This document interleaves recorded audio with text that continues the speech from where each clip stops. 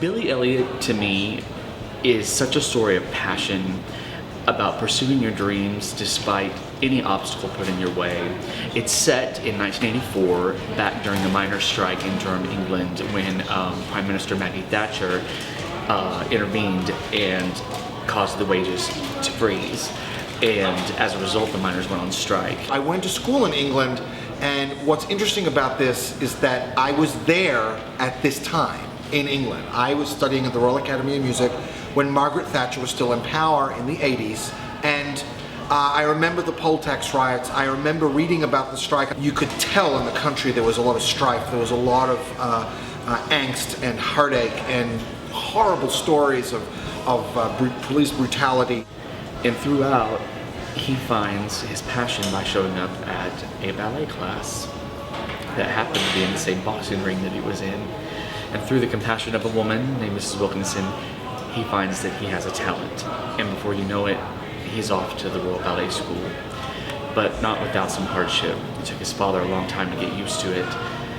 And when he finally realized his son had a gift and a passion, he gave up everything he had to make sure that his son would succeed.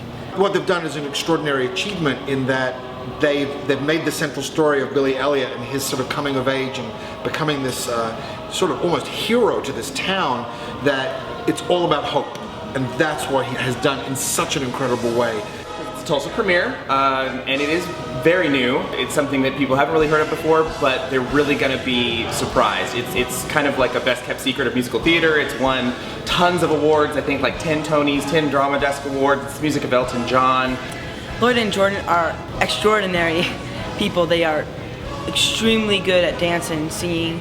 They have done an amazing job directing this show. When you listen to the music, it seems really cut and dry, but when you actually dive into it, it's really difficult to get the timing just right. So it's been a lot of fun, really fulfilling. I've enjoyed working alongside Ford. He is one of the most talented young men. His choreography is so hard and he is killing it. So you gotta come see it. There's tons of movement going on, all kinds of different styles, jazz, tap, ballet, obviously.